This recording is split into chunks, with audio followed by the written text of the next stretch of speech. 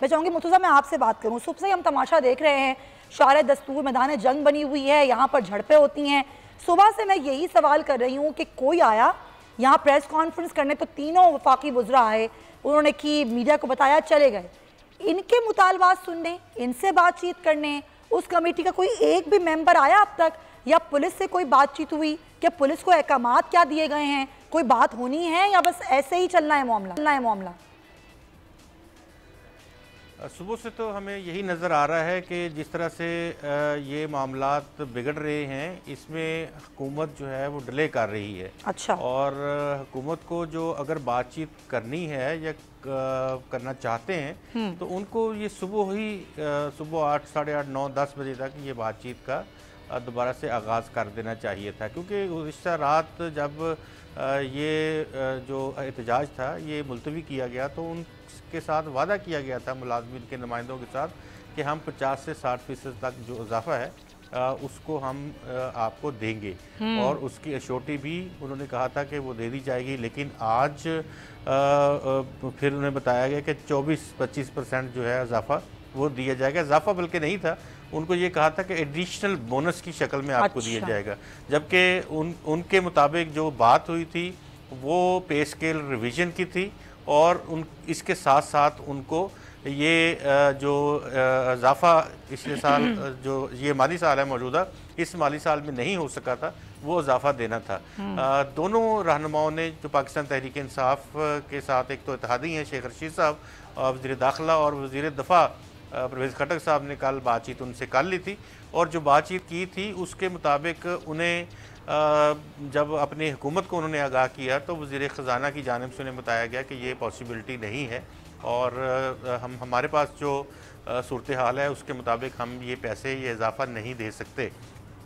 तो इस वजह से डेडलॉक आया, और फिर ये फ़ैसला किया गया रात ही कि जो नुमाइंदे हैं उनको उठा लिया जाए। सुबह 8 बजे से पहले तमाम जो नुमाइंदे थे, बड़े 6-7 लोग, उनको गिरफ़्तार करके थाना सेक्रेटेरिएट मुंतकिल कर दिया गया। फिर जाहिर है कि एहतजाज का तो कॉल दी हुई थी उन्होंने, एहतजाज शुरू हो गया, और लेकिन ये था कि हुकूमत रोकना चाहती है कि वो शार दस्तूर से आगे जो है। अच्छा, ये ब्लैक मेलिंग वाला एलिमेंट कहाँ से आया मुर्तज़ा? ये बात कब हुई कि ये सरकारी मुलाजमीन हुकूमत को ब्लैकमेल कर रहे हैं? देखें, ब्लैक मेलिंग, ये एहतजाज जो होता है ये भी किसी भी मुलाजम है या कोई शहरी है उसका एक फंडामेंटल राइट है। बिल्कुल और ये सूरत हाल जो है इसको डेवलप होते हुए 4 माह हो गए हैं, ये आज की नहीं है। कोई अगर ये कहता है कि आज की सूरत हाल है तो आज की सूरत हाल नहीं है। आप रवैया जो है वो अगर आप इसको मद्देनज़र रखें तो लाहौर में आप देखें कि टीचर्स पे, अंधों पे तशद्दुद किया गया था, और वहाँ LHCBs के ऊपर तशद्दुद किया गया था। इस्लामाबाद में जो गुज़िश्ता रोज़ आपने देखा होगा, पिछले हफ्ते भी एहतजाज हुआ था जिसमें टीचर्स जो थे जो वेडलॉक पॉलिसी के तहत यहाँ इस्लामाबाद में आए हुए हैं, 20-20 साल सर्विस हो गई है, ना वो पंजाब के हैं, ना वो सिंध के हैं, ना वो इस्लामाबाद के हैं। उनकी बड़ा मसला था, उनका एहतजाज भी कोई बात नहीं सुनेगी। उससे पहले बड़े एहतजाज हुए पिम्स हॉस्पिटल के, वो भी लिंगर ऑन करते रहे। फिर आखिर जाके पिम्स मुलाजमीन की बात मानी गई 3-4-5 रोज़ पहले, और फिर उनके मुतालबात थे वो तस्लीम किए गए।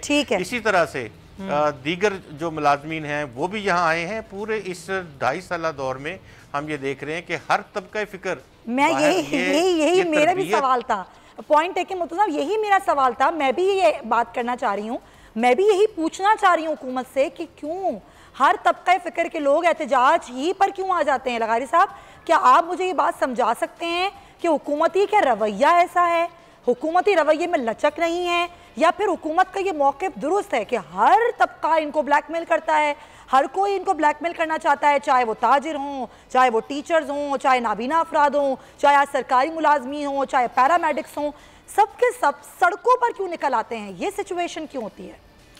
हुकूमत जब सूरत हाल को इस तरफ ले जाएगी तो ज़ाहिर है उसका नतीजा यही निकलेगा। दुनिया भर में एहतजाज होते रहे और सदियों से है ये वाक़या, ऐसा नहीं है 19वीं सदी में हुए एहतजाज, 20वीं सदी में हुए ये। हमारे पाकिस्तान में, मैं तो इस बात से कुछ मुझे खुशगवार हैरत हो रही है कि पाकिस्तान में जो लोग पिस रहे हैं, जो जिनके साथ ज़्यादती हो रही है, जिनके साथ जुल्म हो रहा है, जिनके साथ नाइंसाफ़ी हो रही है, वो लोग बाकायदा इस सूरत हाल के लिए मजबूर हो गए हैं कि वो सड़कों पर आएँ। और लोग सड़कों पर आ रहे हैं तो इसका मतलब ये नहीं है कि वो पुरतशद्दुद तर्ज़ अमल अख्तियार कर रहे हैं, वो एहतजाज करने आ रहे हैं। और हुक्मरान जो हैं वो माफिया की सरपरस्ती करेंगे, मुनाफाखोरों की सरपरस्ती करेंगे, लूटने वालों को और देंगे, खरबों के हिसाब से देंगे। जब इन्होंने कोविड के दौरान जो है इन्होंने इकनॉमिक रिवाइवल के नाम पर अपने लोगों के दरमियान खरबों रुपए बांटे, वो इनके लिए कोई बड़ी बात नहीं थी। और जब उनके घर भरे हुए थे, वो बड़े सनतकार थे, वो बड़े ताजर थे, वो बहुत बड़े पैसे वाले थे, उनके घरों को और भरा गया। और जिन लोगों के पास नाने शबीना तक नहीं है, आप 16वां ग्रेड का जो अफसर है वो भी अपने ना तो घर में रह सकता है, ना वो घर की यूटिलिटी बिल्स अदा कर सकता है, जो रोज़ बरोज़ बढ़ते जा रहे हैं। आज भी बढ़ी है बिजली की प्राइस। और इसके अलावा जो है वो बाकायदा जो अनाज होता है, जो राशन होता है, वो तक नहीं ले सकते हैं। एक औसत जिसके घर के अंदर 5 आदमियों 6 आदमियों, उनका माहाना अमूमी रोशन जो है वो 30 से 35 हज़ार के दरमियान आता है। और अगर मकान का किराया, अगर यूटिलिटी बिल्स हैं, तो जितने भी बच्चों की पढ़ाई है, एजुकेशन के मामला, तालीम है, सारा कुछ है, उनको आखिर कपड़े पहनने हैं, उनको आखिर खाना खाना है। सीधी सी बात यह है कि जरूरत जिंदगी पूरे नहीं हो सकते, मुतालबा जायज है, यही कहने लगा। मैं बिल्कुल यही कह रहा हूँ। और मैं ये भी कह रहा हूँ कि एहतजाज उनका एक मुसल्लिमा, तयशुदा, आलमी तौर पर तस्लीम शुदा एक हक है जो वो कर रहे हैं। और उस एहतजाज पर किसी भी किस्म का तशद्दुद वो बैनुल-अक़वामी कवानीन, मुल्की कवानीन की खिलाफ वर्जी है, चूँकि लोगों का पुरअमन तौर पर कहीं भी जमा होना उनका राइट है। ठीक है, पॉइंट टेकन। अच्छा, अब PDM की जमातें जो हैं वो इनकी हिमायत का ऐलान कर चुकी हैं। राना साहब, किस तरह की हिमायत होगी? ज़बानी होगी, कलामी होगी, या आप लोग प्रैक्टिकली जाकर इनके साथ खड़े हो जाएंगे इस एहतजाज में? और अगर खड़े हो जाएंगे तो अब तक आप लोग क्यों खड़े नहीं हुए इस एहतजाज में जो उनके ऊपर तशद्दुद हो रहा है? क्या आप लोग वहाँ मौजूद हैं? सबसे पहले तो मुझे एक शेर याद आ रहा है, एक हशर बपा है घर घर में, दम घुटता है गुनबदे दर में, एक शख्स के हाथों मुद्दत से रुस्वा है वतन दुनिया भर में।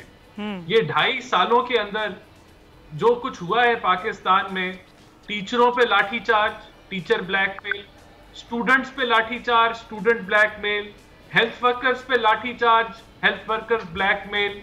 यहाँ प्रेस फ्रीडम इंडेक्स जो है वो खराब हो जाती है पाकिस्तान की, ऑपोजिशन जिम्मेदार। करप्शन परसेप्शन इंडेक्स PTI की खराब होती है, ऑपोजिशन जिम्मेदार। चीनी चोरी हो जाती है, महंगी हो जाती है। अच्छा, अगर सिर्फ चले इधर तक रहूं, 1 मिनट मैं चाहूंगी आप आगे बढ़ने से पहले यहीं तक रुकें और इस पर बात करें कि ये जो लाठीचार्ज, ये जो शेलिंग, ये जो पथराव, तो सानिया मॉडल टाउन की मिसाल तो आप ही की हुकूमत में मिलती है, तो ये तो आप नहीं कह सकते कि हमने नहीं किया और आप कर रहे हैं ये सब कुछ। देखिए, वो एक गलत वाकया था, नहीं होना चाहिए था। हम उसे कंडेम करते हैं। बिल्कुल, अब आप आगे बढ़ें।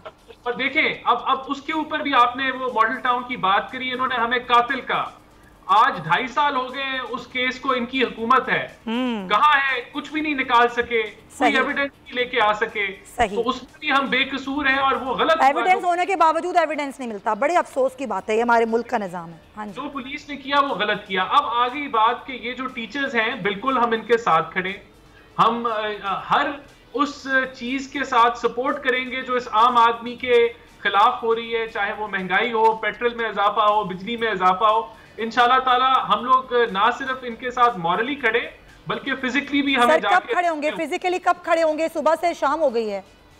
इंशाल्लाह ताला जल्द मेरे ख्याल से हम लोग इनके साथ यकजहत होंगे, मीडिया पे प्रेस कॉन्फ्रेंस भी होगी इस बारे में। और इंशाल्लाह सर, भले मीडिया प्रेस कॉन्फ्रेंस ना करें, आप वहां जाके खड़े हों, उनका साथ दें, ताकि आप बता सकें कि इसमें सियासत इन्वॉल्व नहीं है।